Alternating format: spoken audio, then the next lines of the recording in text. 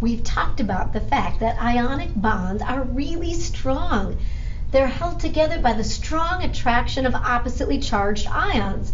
There's always a positive ion and a negative ion. So if you have a strong attraction, it creates a strong bond. Here we're going to look at how to rank the attraction between different ionic bonds. Do you see what comes back? It's my best friend Coulomb's law. Love it. I'm obsessed with Coulomb's law. Now, Coulomb's law is a way of just generally ranking the attraction between oppositely charged particles. So we used it with atomic structure, where the oppositely charged particles are the protons in the nucleus and the electrons in the electron cloud. And so if you kind of remember back in the day, and there's this equation for Coulomb's law, which you will never be asked to mathematically solve. But we're just going to kind of think about how the variables play in Coulomb's law. So Q1 and Q2 are the magnitude of the charges. I'll put that up there. Q1 and Q2. Q1 and Q2 are the magnitude of charge. And so earlier we thought about it as the number of positive protons and the number of negative electrons. Here we're going to think about it as the charge on the ion. What's the positive charge? What's the negative charge?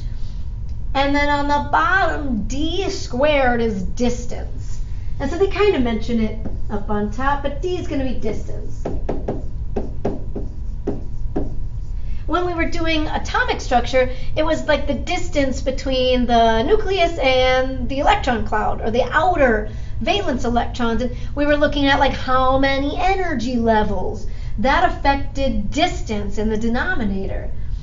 Well, now it's going to have to do with the size of the atoms. I'll put that in here. It's going to refer to the size of the atoms.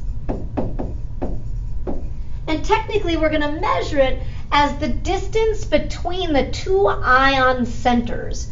And so they're kind of showing this line in the middle of these particle models, showing like a line between maybe the positive nucleus of lithium and the nucleus of chlorine, or sodium and chlorine, magnesium and oxygen.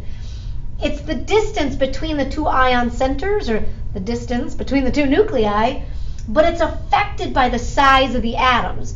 Now, do I have big atoms? Do I have small atoms? That's going to affect the distance in the denominator. And so eventually now we're going to mention something called lattice energy. Lattice energy helps us measure the strength of the ionic bonds. Technically, it's defined as the amount of energy I would have to add to separate the ions, or you could think of it as the amount of energy released when the ions come together.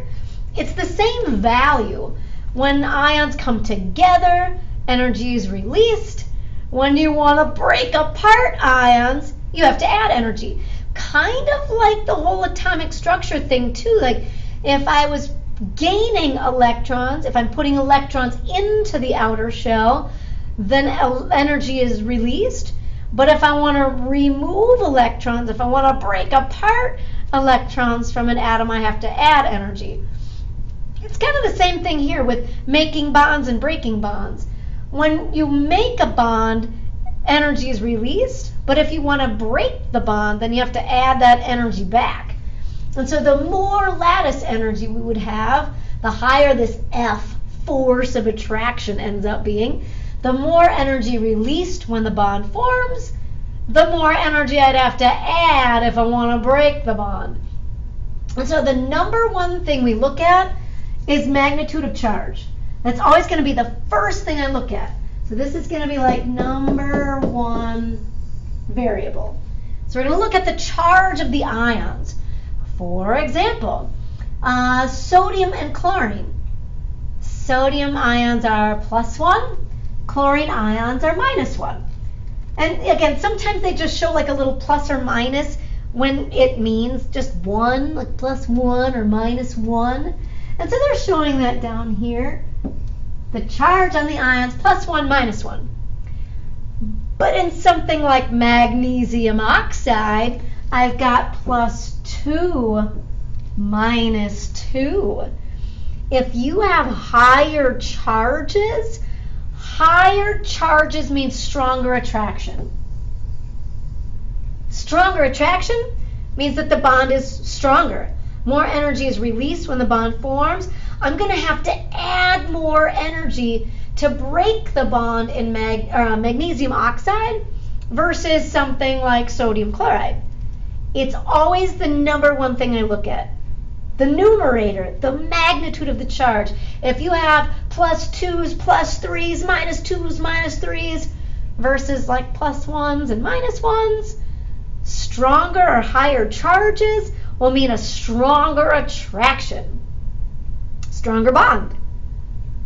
Now, if we have the same charges, like sodium chloride versus lithium chloride, okay, well, sodium and chlorine, or say sodium and lithium are in the same group, so they're both +1. And obviously they both have chlorine, so they're both -1.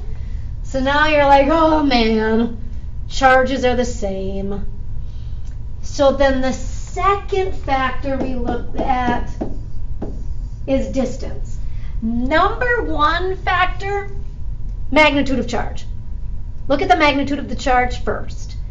If you find that the charges are the same, now the tiebreaker, which one's got stronger bonds, becomes distance between the two ions. And for that, we think about trends in atomic radius. Yes, so all of the trends that we looked at in the last unit kind of come back. And so obviously chlorine atoms are going to be the same size, whether it's bonded to sodium or bonded to lithium.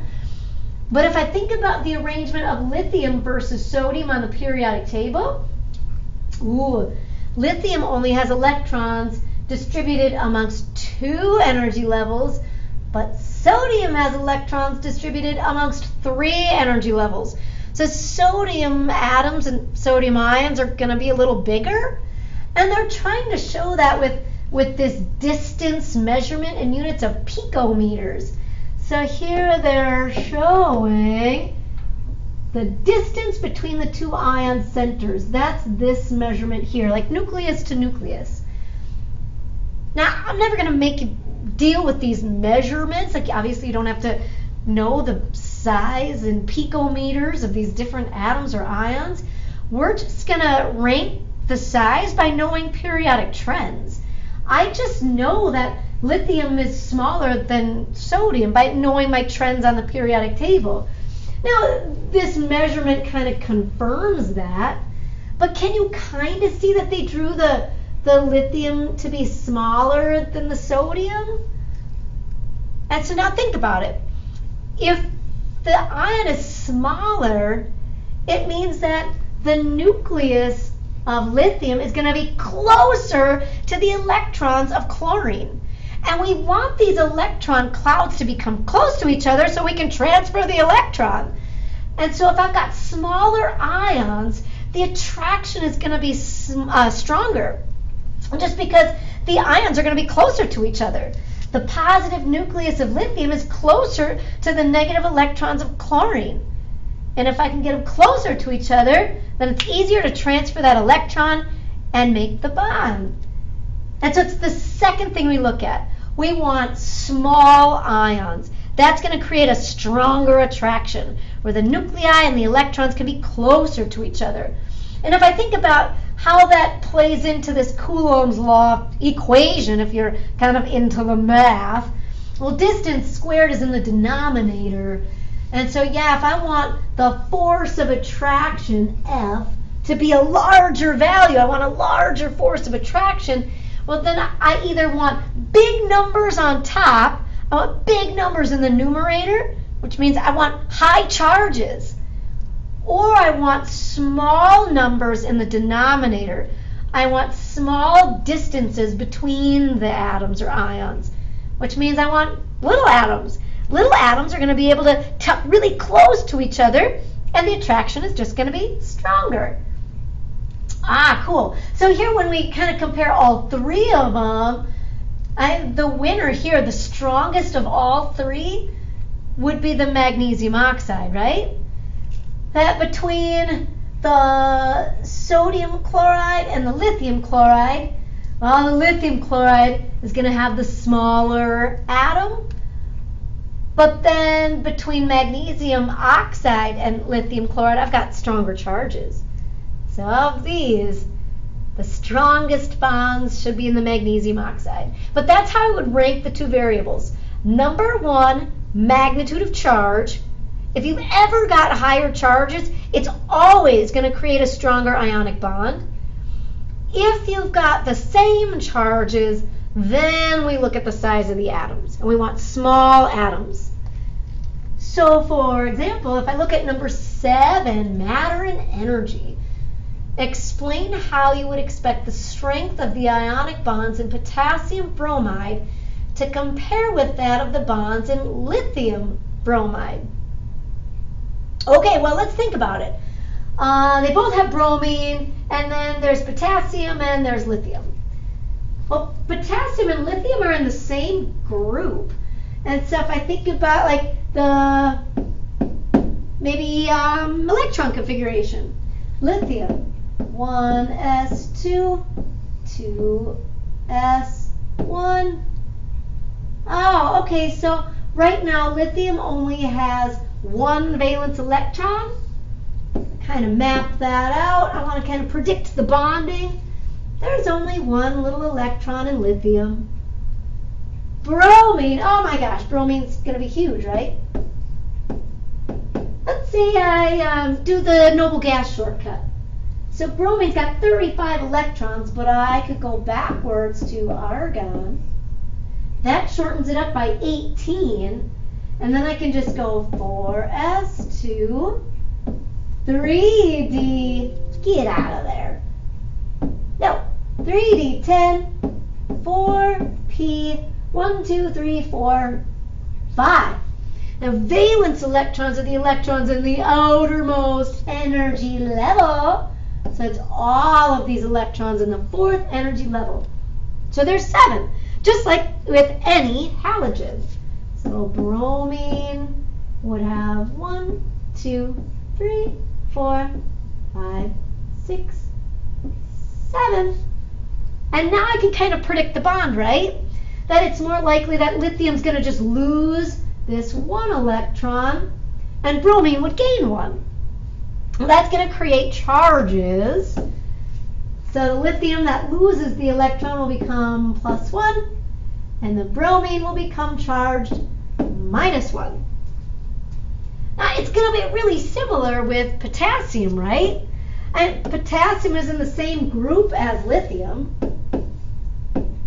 Potassium, oh, it's not too crazy. 19 electrons.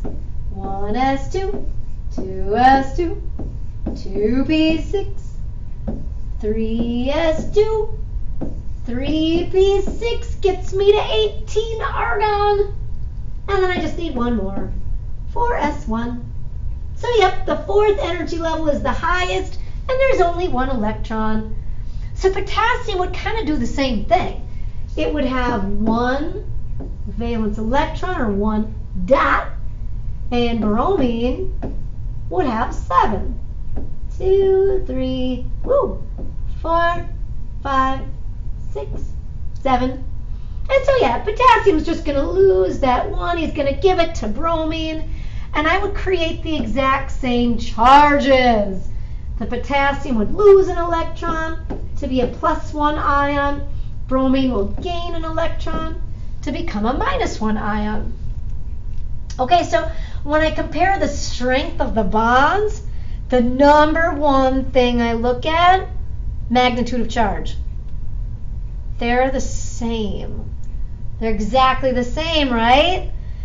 So then the tiebreaker becomes radius in the denominator. We're looking for small ions. Smaller ions mean that the positive nucleus of one ion can be closer to the negative electrons of another ion and just create a stronger attraction. Because again, like think about magnets. Or Think about Coulomb's law in general. If I can put oppositely charged particles closer to each other, the attraction is stronger. But one of the ways to get these oppositely charged particles closer to each other is to use smaller ions. Okay, so now if I think about lithium versus potassium on a periodic table, I know that potassium ions are going to be bigger, right? Potassium's normally got electrons distributed amongst 4 energy levels, and even as an ion, it would have electrons distributed amongst 3 energy levels. I'm going to lose this guy. Well, lithium's a baby. Lithium would normally have electrons in 2 energy levels, but I'm going to lose this one. So it's only going to have electrons in 1 energy level. The lithium ion will be much smaller, and that'll create a stronger attraction. And so when they ask me to explain how you would expect the strength of the ionic bonds to compare, maybe we'd say something like the lithium bromide is a stronger bond.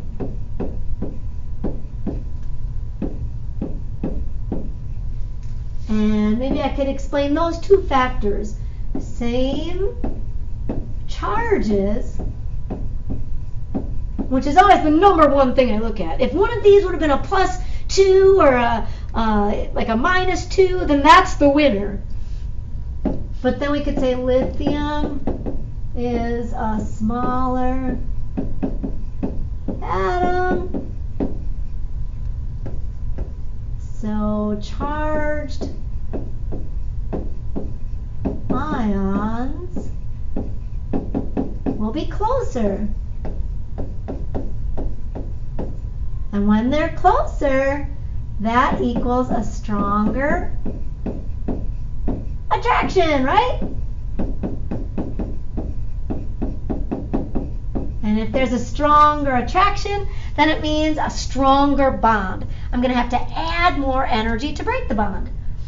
Now again, if one of these would have been like a +2 -1, then automatically that's the winner. Check the charges first, and then if the charges are the same, then we look for the smaller ions.